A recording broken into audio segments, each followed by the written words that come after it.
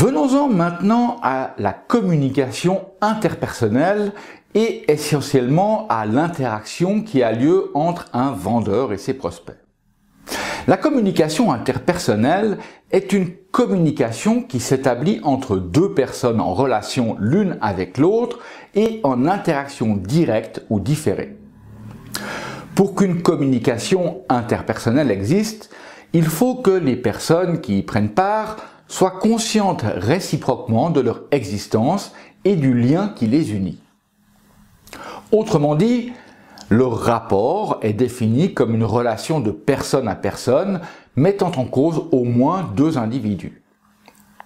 Supposons par exemple que vous souhaitiez vendre un programme de gestion des horaires à une quelconque entreprise. Vous décidez d'écrire une lettre à cette compagnie. Et comme vous ne savez pas quelle personne contacter, vous adressez votre lettre au directeur des ressources humaines. La relation que vous allez établir alors n'est pas une relation interpersonnelle. Les personnes en jeu, celle qui écrit la lettre ou l'émetteur et celle qui la lit, le récepteur, ne sont pas véritablement présentées l'une à l'autre. Imaginons maintenant que cette lettre se retrouve entre les mains du DRH qui décide à son tour de vous contacter pour convenir d'un entretien. Il vous joint donc par téléphone, se présente, puis engage avec vous une conversation polie. La relation que vous allez établir à ce moment-là sera une relation interpersonnelle, puisque vous vous êtes présentés mutuellement. Même si dans cet exemple, la connaissance que les personnes ont l'une de l'autre est très sommaire, voire incertaine, elle n'en fonde pas moins le caractère interpersonnel de la communication. D'une façon générale, l'idée de communication est indissociable de celle d'échange. Et pour qu'une communication existe, il faut qu'il y ait échange, mais pas de n'importe quel type. Par exemple, lorsque vous effectuez une transaction bancaire à un guichet automatique, vous n'entrez pas en communication avec quelqu'un. L'idée de communication débute au moment où l'objet de l'échange est une information qui se présente sous forme de signes composant un message. Autrement dit, l'idée de communication suppose le transfert d'un message, un message qui est transmis d'un émetteur à un récepteur par l'intermédiaire de signes. Ces signes peuvent être verbaux, non-verbaux et paraverbaux. Et un système de signes que nous partageons avec les autres s'appelle un langage. Voyons ensemble ce schéma pour mieux comprendre les éléments qui forment la communication interpersonnelle. Puisque la connaissance de ces éléments va nous servir à développer nos compétences relationnelles. Dans ce processus transactionnel, toute personne est à la fois source et destination du message. Lors d'une simple conversation, deux personnes n'échangent pas seulement des renseignements comme s'il s'agissait d'objets circulant de l'une à l'autre. Elles agissent simultanément à titre d'émetteur et de récepteur. Le processus suppose que les personnes encodent et décodent les messages simultanément, mais aussi que, ce faisant, elles effectuent des ajustements qu'elles s'efforcent de faire coïncider avec les représentations associées aux renseignements qu'elles échangent. Une communication ne se réalise jamais en vase clos. Elle se fait dans un contexte qui influe sur sa forme et son contenu. Le contexte, c'est la situation dans laquelle se trouvent les personnes qui communiquent, et celui-ci est le premier facteur d'influence de toute communication interpersonnelle. Parfois, il paraît naturel que les interlocuteurs ne se rendent pas compte de certaines des caractéristiques du contexte. Il peut s'agir de l'ambiance lors d'une réunion et en d'autres occasions, le contexte s'impose à eux de façon évidente tellement il nuit ou incite à la communication.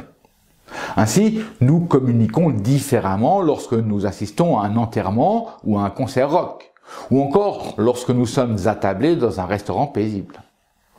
Aussi, dans une relation entre un vendeur et un acheteur potentiel, c'est le rôle du vendeur de porter une attention particulière à créer un contexte favorable, de sorte à ce que celui-ci influence au mieux la décision d'acheter de notre prospect. D'abord, en étant attentif au contexte physique dans lequel se déroule l'entretien, ensuite en choisissant le meilleur contexte temporel, puis en respectant le contexte socio-culturel. Le contexte physique fait référence à la pièce où se déroule l'entretien, le bureau, l'ameublement ou encore l'ambiance dans laquelle la conversation se déroule. Donc, l'environnement tangible ou concret forme le contexte physique. Le contexte temporel fait référence au moment où un message est émis et à sa durée. Le même message, transmis dans les mêmes conditions aux mêmes personnes, n'a pas le même effet selon le moment où il est émis. Il faut savoir choisir le bon moment. Par exemple, si vous racontez une histoire drôle à un ami qui vient d'apprendre qu'il est atteint d'une grave maladie, vous n'arriverez certainement pas à le faire rire. Tout comme le contenu de votre message variera si vous n'avez qu'une minute pour le transmettre ou bien 1 heure. Le contexte socio-culturel, lui, est défini par les idées que les personnes en relation se font les unes par rapport aux autres.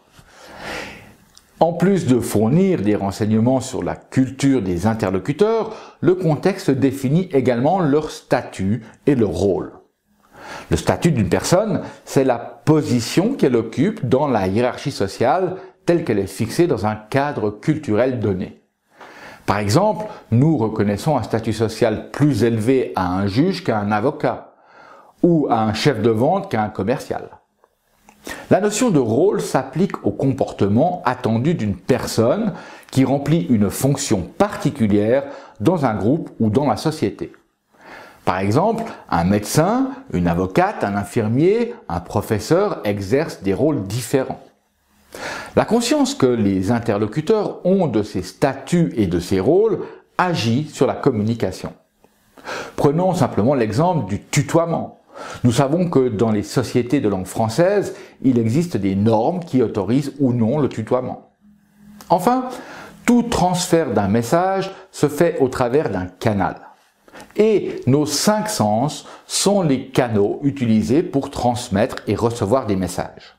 La vue, l'ouïe, le toucher, l'odorat et le goût, que nous appelons le VACOG, et qui régulièrement sont perturbés par différents bruits. Si la communication est un transfert de signification qui s'opère par l'utilisation de signes formant un message, il ne peut y avoir compréhension que dans la mesure où les gens qui se parlent utilisent le même système de signes. Ce principe est facile à comprendre dans le cas de 2 personnes qui ne parlent pas la même langue. Elles communiquent habituellement très mal. Mais il devient beaucoup plus délicat à appliquer entre 2 locuteurs s'exprimant dans la même langue, à moins de considérer que des personnes au monde n'accordent la même signification aux mêmes signes. Les parents et les enfants, par exemple, ont non seulement recours à un vocabulaire différent, mais ils accordent des sens différents à certains mots. Songez par exemple au sens du mot musique, succès ou famille. D'autre part, les gens de cultures ou de groupes sociaux différents, même s'ils parlent la même langue, n'utilisent pas les mêmes systèmes de communication non verbale. Ces différences entre les systèmes entravent la communication. L'art de la communication interpersonnelle consiste en partie à apprendre à décoder adéquatement les signes d'une autre personne, la façon dont elle les utilise, ainsi que la signification qu'elle leur donne. Les proches amis ou partenaires amoureux savent que cet apprentissage prend du temps et qu'il existe souvent une infinie patience. Pour comprendre ce qu'une autre personne veut nous dire par un sourire, un « je t'aime » ou lors d'une violente discussion, nous devons savoir décoder son système de signes. Et pour être bien compris de nos interlocuteurs, nous devons encoder notre message en respectant leur système de signes. Certaines personnes savent interpréter un silence ou le détournement d'un regard, mais nous ne pouvons pas nous attendre à ce que tous sachent, sans aide, décoder nos comportements. Dans le processus d'ajustement, chacun s'efforce de s'ajuster à l'autre, et les vendeurs compétents savent s'ajuster à la réalité de leurs interlocuteurs. Nous aborderons ce sujet lorsque nous parlerons d'empathie dans la communication. Ce principe d'ajustement occupe une place particulière dans la communication interculturelle.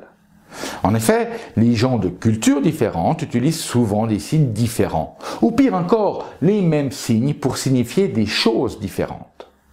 Regarder quelqu'un droit dans les yeux est une marque d'honnêteté et d'ouverture presque partout en Europe. Mais un jeune homme qui regarderait ainsi un aîné serait considéré comme effronté ou irrespectueux au Japon et dans plusieurs pays d'Amérique latine. Maintenant, observez cette illustration qui met en situation deux personnes en train de communiquer. Comment cela se passe-t-il? Au départ, il y a des significations cognitives ou affectives propres à chacun des interlocuteurs. Ces significations trouvent leur sens de par nos expériences personnelles ainsi que par la culture des groupes auxquels nous appartenons. Communiquer équivaut essentiellement à échanger des significations qui résident dans notre esprit. Pour ce faire, ces significations doivent être encodées en signes formant un message. Ce message est véhiculé sous l'influence négative de plus ou moins de bruit par l'intermédiaire d'un canal de communication. Le message est reçu et décodé en fonction des contextes physiques et socioculturels dans lesquels s'opère la communication et qui conditionnent la constitution et l'interprétation du message. Bref, pour comprendre la communication interpersonnelle et améliorer ses compétences relationnelles, il faut connaître la fonction jouée par chacun des éléments dans ce processus.